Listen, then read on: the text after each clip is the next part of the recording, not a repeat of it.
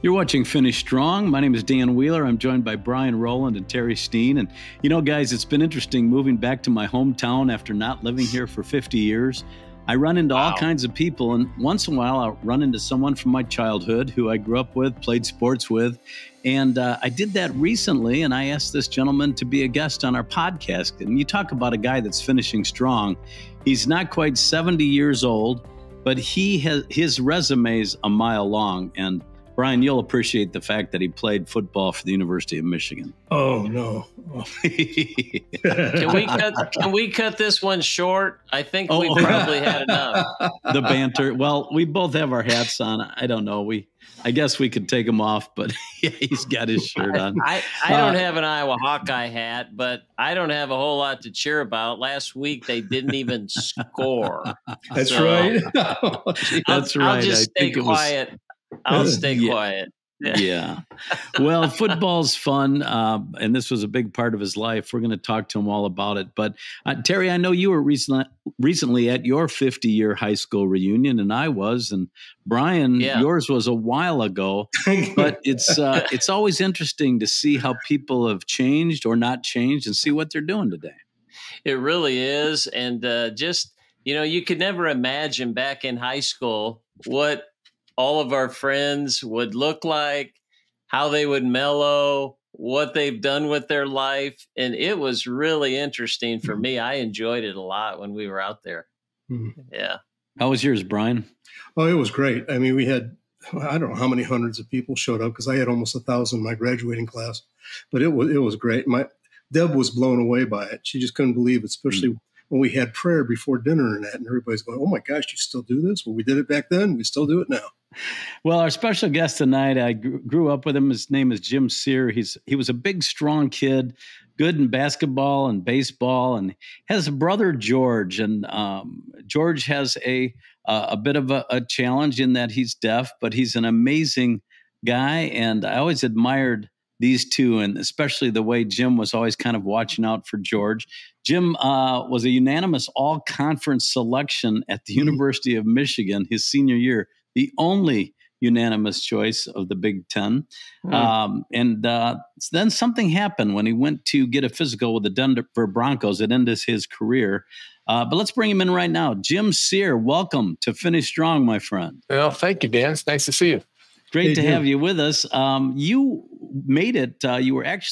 You tried out with the Denver Broncos, right? And it was a physical that kind of changed your career path there away from football? Yeah, I was drafted by the Broncos, and during the course of physicals, they determined I was playing with a compression fracture in my C5 vertebrae. Oh, my word. So I went back to Ann Arbor and arranged for a few interviews with neurosurgeons who all told me I could play for the glory of the school. And I had been playing, so I knew that was possible. But I actually talked to Dr. O'Connor, our team physician, and when I asked him if my name was Jim O'Connor, Dad, what would your advice be? He quietly told me that I wouldn't touch football as long as I lived, and that's when I made that decision. Wow. I think it was probably a smart decision. I'll never know. I'll never know if I could have played or not. I like to think you can, but you can't say. You were a center, and yet you were pretty small, but you were quick, weren't you? Yeah, well, I was 225 for the regular season. I played in the Orange Bowl against Oklahoma Sooners, who were national champions that year by beating us by a touchdown. And I was 250 for that, or 235 for that game. And I think you handled one of the Selman brothers pretty well, didn't you, in that game?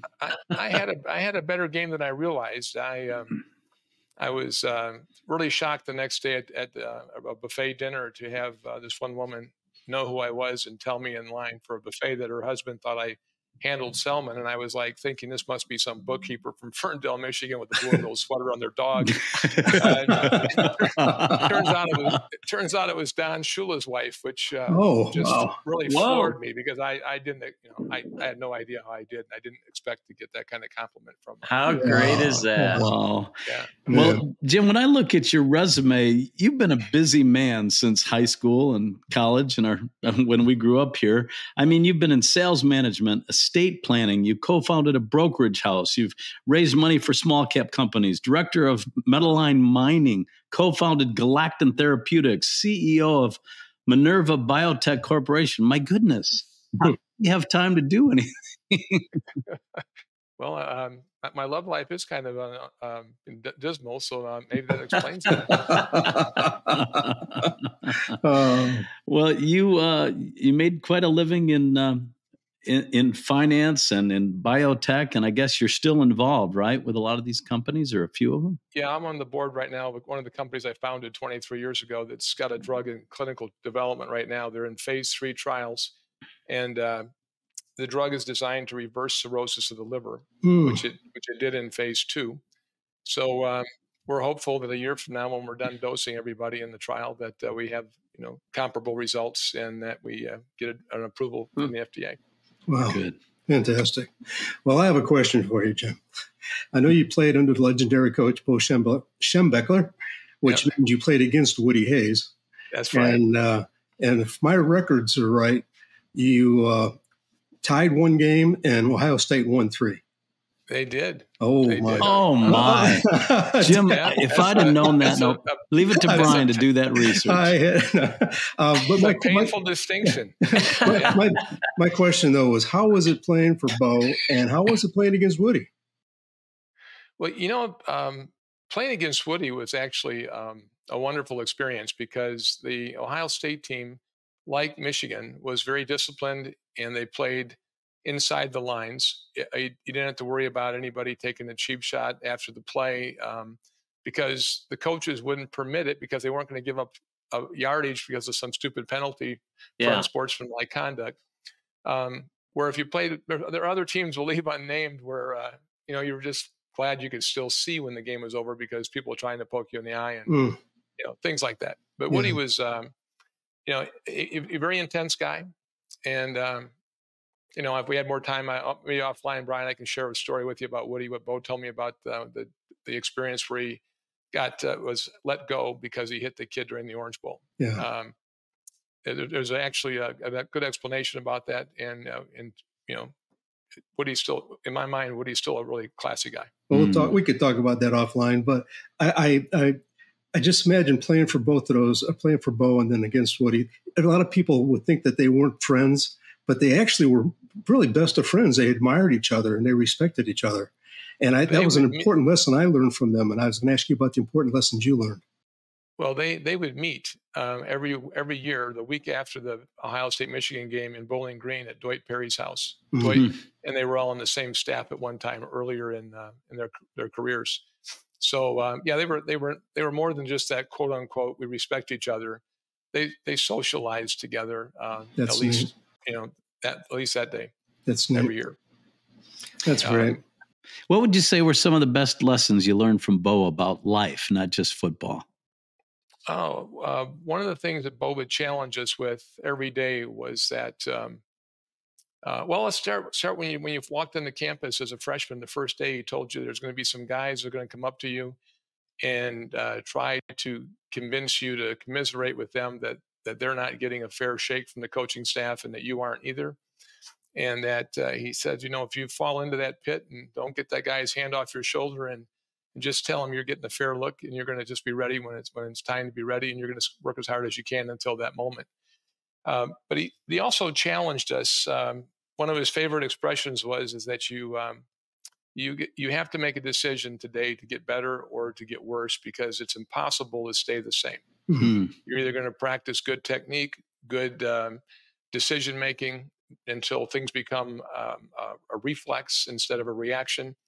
And if you're practicing lousy form and lousy reads and slow reads, well, that's what you're grooving into your subconscious. And if you're practicing exceptional, perfect form and great execution, then when it's game time and it's on the line, you'll just exercise and it'll turn out well. But everybody I've ever played with, if you ask them what's the one thing you remember from Bo, it's that phrase: you either get better or you get worse. You can't stay the same. Yeah. What's it going to be today, gentlemen? You get to decide. I can't do that for you. Mm-hmm. Jim, that had to be devastating to have that physical report when you were trying to go to the Broncos. And, we believe that everything works together for good, that those who love God and are called according to his purpose. I know we'll get into your faith journey in a little bit more detail, but from then, obviously you shifted into the business world, and Dan just listed your journey in a quick overview. Did that journey take place with guidance of God? Were you following God at that time, or was that just you taking opportunities? Give us a little feel for that business journey with those multiple companies you've worked for. Okay, well, it started back when I was a freshman, and Chuck Heater, walking to practice, introduced me to the Lord. And just be totally, transparent.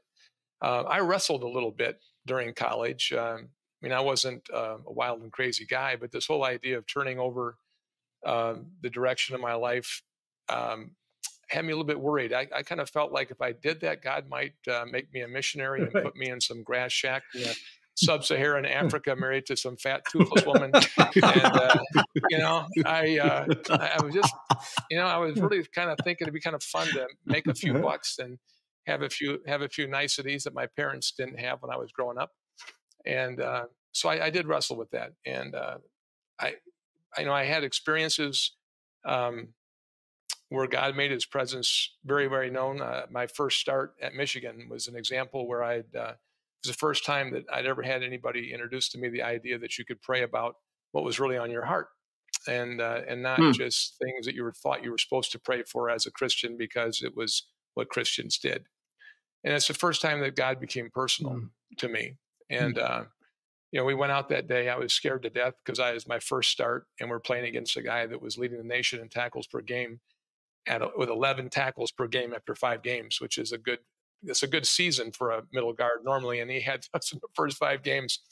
But as fate would have it, we won the game that day. We set a record for the most yards ever gained by a Michigan team running the football up until that time. This guy had 1 tackle the whole game, and it was on the first play, so I went the wrong way. That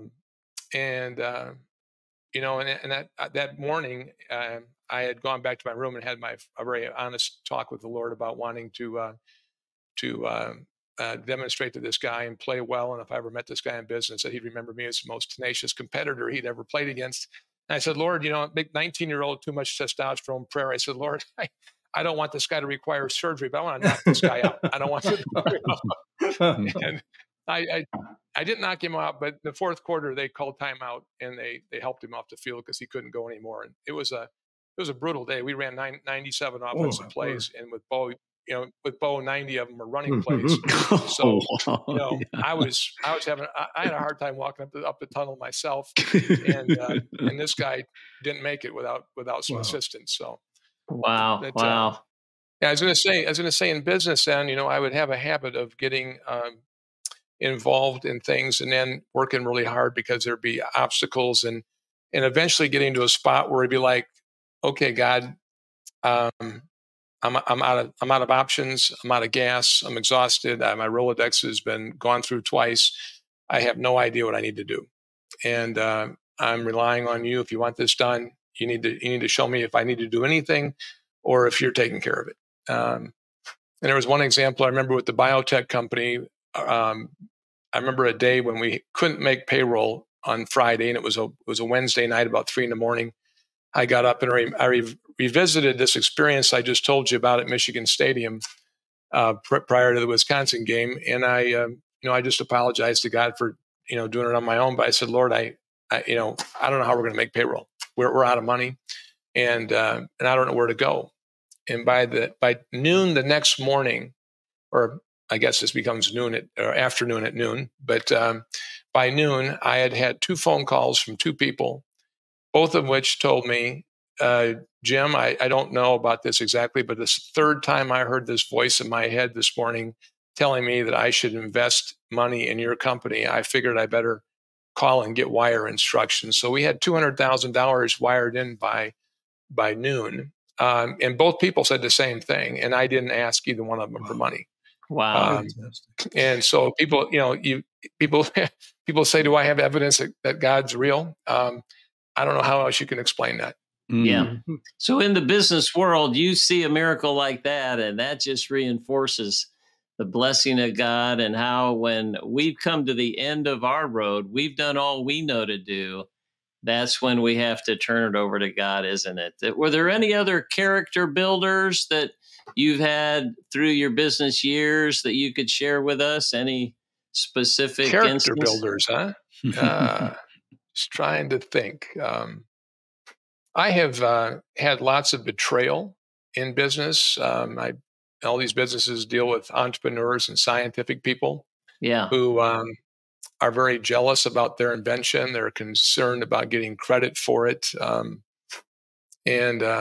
I've had, people, organize boards of directors to push me out of a company because I wasn't needed anymore. We had raised money, and they had a pretty good war chest, and the scientific guys were needed now, and they were threatening to quit if they didn't get rid of me. So I've had that happen multiple times, and then I've come back to some of those companies and rescued them from financial peril. The company that's currently in phase 3 clinical trials, I was pushed out of that company on 2 different occasions, and came back because you make a commitment to the guys that invest in the company early on, and just because you have an excuse that you're no longer on the team doesn't mean that you don't have the ability to help influence the outcome, and it may not be as good for you as you would have liked it to be, but you just need to take care of people who trusted you.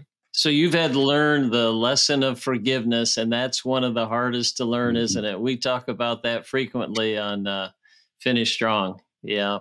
That you're bringing up a point that is huge. I've got a situation in a biotech company where a person who's supposedly a Christian brother has been responsible for the company not doing things that it said it would do and needed to do, and the result's been a big lower stock price than what it should be.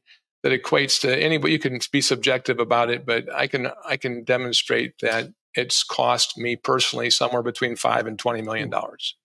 Wow. And that's enough to be mad about, Yeah. And so I remember I'm getting to be a real big fan of reading the Bible because I started doing it more conscientiously 2 years ago, and it's changed my heart completely. I mean, it's brought to my attention that parable in Matthew where it talks about how we're about the servant that was forgiven this unrepayable amount of money, but he wouldn't forgive his servant a small amount of money. Yeah. And when Jesus tells his disciples that the guy got tossed into prison, the debt was reinstated and tossed into prison to be tortured until he could repay. And when Jesus says that's how he's going to treat you, Dan Wheeler, if you don't forgive people from your heart, I was like, whoa. Yeah. That's not just saying it'd be a good idea, and not just that I'd feel better for it in the long run. And then over in Mark, there's a verse about asking a mountain to move and be cast into the sea and not doubting in your heart. And the verse after that says, if you find yourself praying and you have any angst against anybody, stop praying. And I'm thinking, whoa, God's word is telling me to stop praying because I haven't forgiven somebody. He doesn't want to even listen to me. What? So I've gone through this process of consciously asking him to show me, how to forgive people and how to use me instead of to use me. I've been asking him how to make me usable, because I can use somebody to clean up my kitchen for me that is not ready to run a NASDAQ listed company because they're not prepared. They're not usable for that. Even though they're willing to be used, and kitchen is their duty they can handle. So I want God to use me for as big a projects as possible that where he really needs, and I want to be made ready to do that. But to give you an idea about evidence that how important this forgiveness thing is that you're talking about. Pardon for going on a rant here. You hit a really important point for me. After spending time trying to ask God to show me who I needed to forgive, and we got down to a couple of twin brothers in my 5th grade class, that's how far I got in my list. I found myself in a men's group, and the guy leading it just looked horrible. He's an attorney, stays up late at night studying for for cases. But this time he was up for 5 nights in a row because of pain in his neck, and he did look terrible. So we prayed for him, and instead of the prayers that I would have had years ago about begging God to heal him, I thought about Mark 11:23, where he says, "Speak to this mountain and tell it to be moved and be cast into the sea." And if you don't doubt it in your heart, and just know who you are in God's minds and the authority He's given you, and it'll happen. So I just I don't know, there was this moment where I just felt a little righteous anger, and I just told this pain it had to go in Jesus' name. I was quoting, 2 Peter, where it talks about how by His stripes we're healed. I was quoting Mark 11:23. And anyway, long story short, Jeff sent us all a message the next day saying that it took him 15 minutes to get home. By the time he got home, the pain was gone completely. Wow. And, that's neat. And then 2 weeks later, I get this teaching about the sower and the seed. And we all know about the 4 types of soil. But the important thing was, at the end of that, there's a message where Jesus tells His disciples, if you don't understand this, you won't understand anything. And that is that the sower plants the seed. He doesn't know how it happens, but it grows, makes a plant. Eventually there's an ear, and ultimately there's a harvest, and it's 30, 60, 100-fold. Mm-hmm. And that harvest, that increase is not a bunch of seed on some farmer's truck. That increase is in your heart and my heart. And the seed is God's word. And He's saying that we don't know how it happens, but there's this huge increase. And so I want all of that I can get. I don't know where this goes from here. I just know that I'm having the more I talk about God and the more I share with people, the more people He puts in front of me to share with, and the more joy is ending up in people's lives. And I have no idea where this train ride is going to go, but I'm on the train, and I'm really happy to be here. And forgiveness. Wow, I share that story with people, and it cracks me up. Is they'll say these things like, "Oh yes, well that's really important," and the person who doesn't forgive, that's the one that gets hurt the most, because you're only hurting yourself, right? Mm-hmm. Mm-hmm. But if you question them, they'll be like, "Yeah, I'll try to do that," Except there's this one guy, John Johnson, and right, son of a gun, yeah. And it's like, really, we're just we've got to forgive everyone, yeah, and I know I just. I feel like I'm sounding self-righteous here, because this is only a recent phenomenon. The first 67 years, I was like that guy I'm telling you about that, forgave because it was good for me. The name of the podcast is Finish Strong, and you've taken us through your faith journey beautifully there. I just want to say that, 4 years ago, you and I reconnected. I was speaking at Shoes here in town, and you brought your brother, George, and that was a great time. And you got my book, Hurricane of Love. And it's been great to reconnect with you again this summer at a Lee Greenwood concert, and kind of through your sister. And I always admired your relationship with George. Even as a young kid, I always felt like you guys were so tight, and you were always kind of watching out for him, because, he was deaf, but he's done extremely well. And you guys, you could tell you were brothers. Really, there was a deep bond between you. Oh, well, George is the one that looked out for me too. I mean, I'll never forget being an elementary school kid playing Foursquare at Kiwanis Park, and these 3 older guys were giving us a hard time and dominating the game. And I had to object when I got knocked out in the first square that they were cheating. And the guy walks over to me and puts his fingers in my chest like, "And what are you going to do about it, big boy?" Because he was a couple years older than me. My brother George steps out of line, in broken English, he just touches the guy on his chest and says, "My brother." Like, that's great. Just so you know. That's so great. Yeah. Well, we've got to get to your current involvement, which is signed 1776. You told me about this, and I was fascinated. Just give us an idea of what this is all about and how you got involved. I got involved. I was at a conservative gathering, and I met a guy that I was impressed with, who was a producer of Hollywood movies, as far as the special effects, and he worked on Avatar and films like that. But he was a conservative, and so I became a friend. And in the course of his friendship, he says, "Jim, I'm going to start this Declaration of Independence project." He said, "I was listening to Levin's show the other day, and he was talking about what happened to the people who signed the Declaration of Independence." He said, "And it's horrible."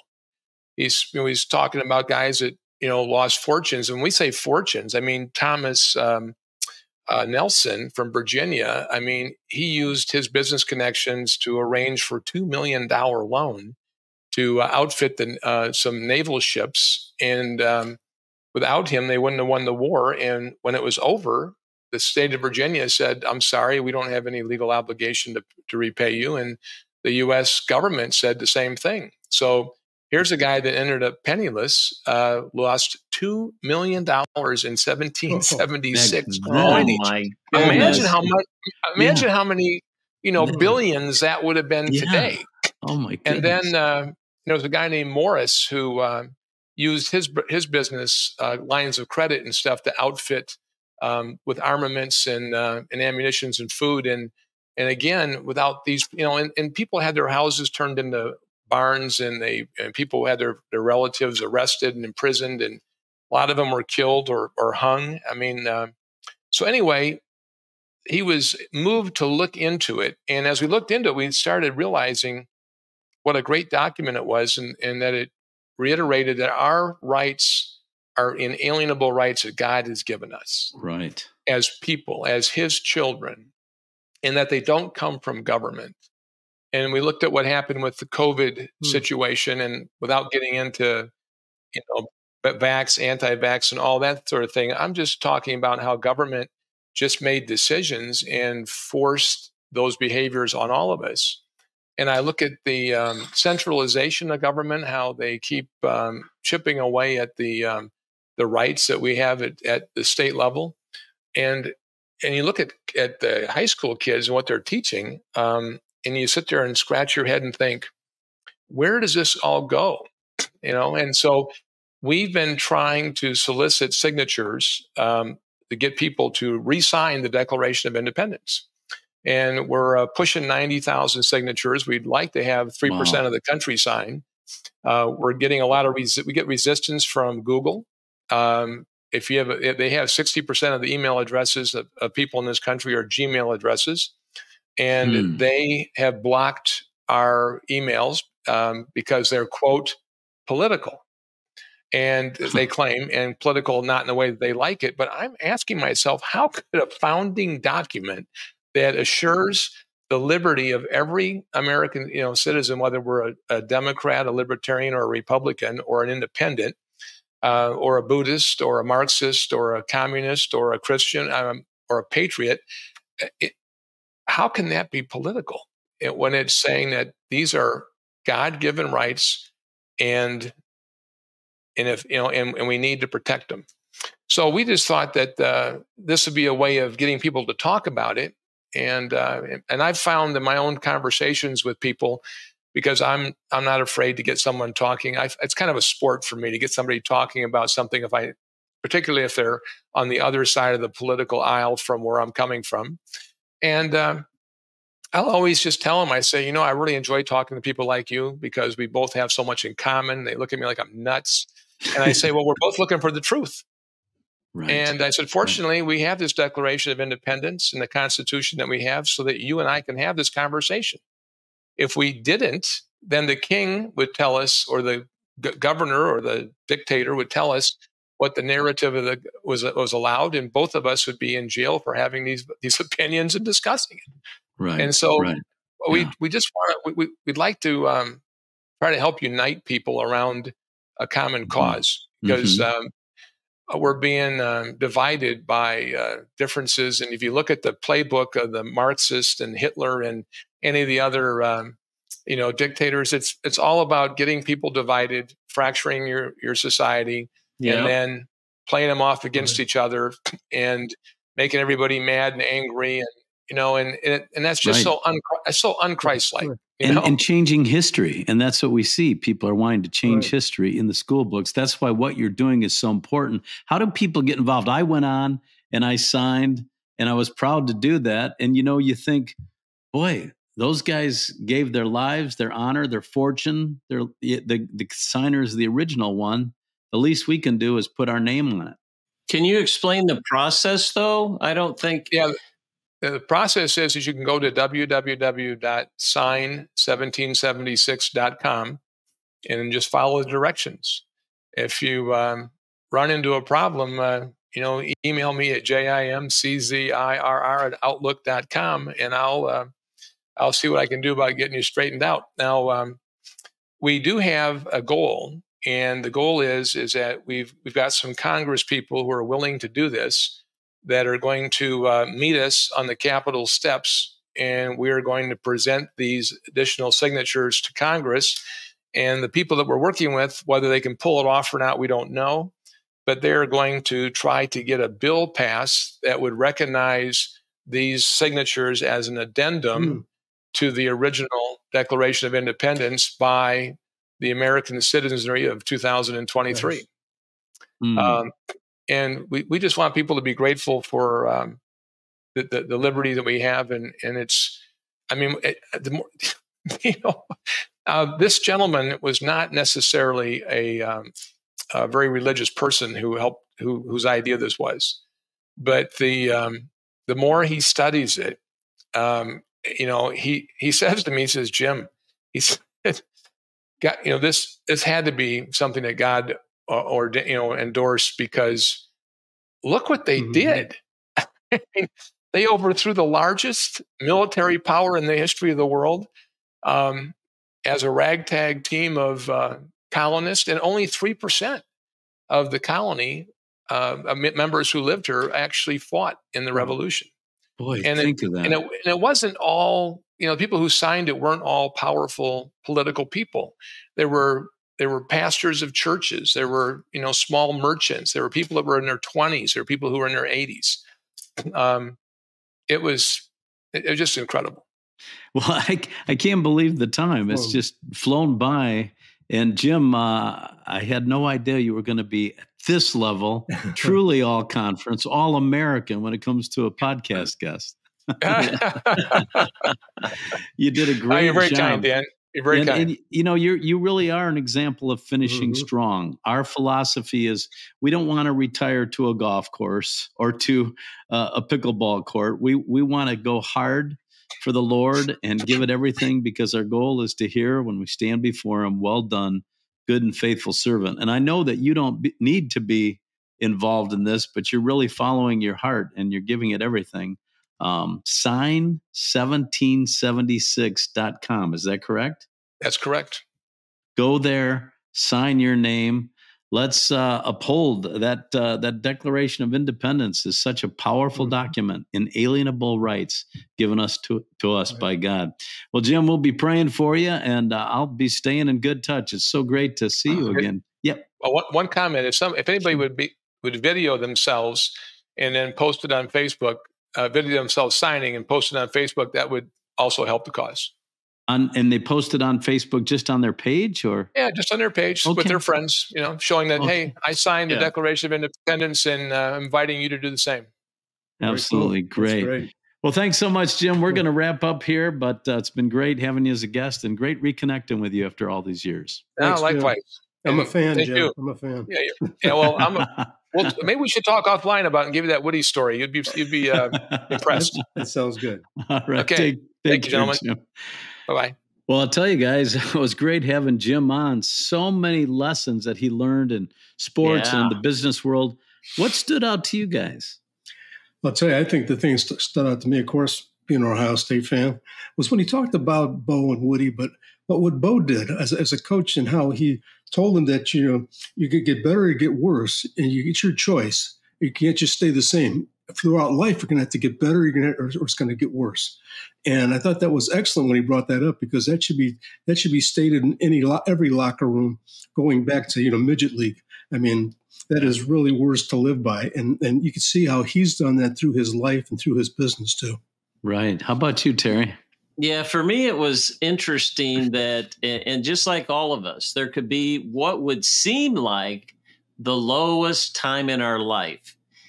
he lived his life wanting to play football, got that report about he could never play again.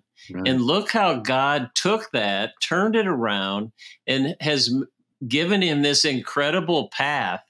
All those experiences he's had, all those companies he's been able to like lead and be a part of, and all the peoples he's influenced, that God took him on a different path, highly successful. Now he's doing something for our country. And it just, to see how God can turn what we think is bad into something good is a great lesson in itself. Mm-hmm. It was interesting for me to hear that his faith journey actually started as a Michigan football player, and the things that he would pray for before the games, and then how he's come back to that. Mm-hmm. You know, and the real story is nobody has a problem-free life. You think, wow, all conference at Michigan, and then heading all these boards and everything. But, you know, people are people, and we're always going to have trouble in this world. But God says, take cheer, take good cheer. I've overcome the world. Right. And that is our hope. But another great lesson, guys, of a person who's really finishing strong. He's almost 70 years old. He doesn't show any signs of slowing down. No, he really doesn't. Mm-mm. Yeah. Well, it was great to have him on, and great to be with you guys again. And I hope that you who are watching will let us know you enjoy Finish Strong. And again, follow us on Fearless Faith on Facebook. It's just at FFM60. Until next time, God bless. Let's all finish strong. Thank you for listening to Finish Strong. For more information about Finish Strong and Fearless Faith, check out their website, ffaith.org. Make sure that you rate and review this podcast to help more people accomplish their God-given purpose, so that together we can finish strong.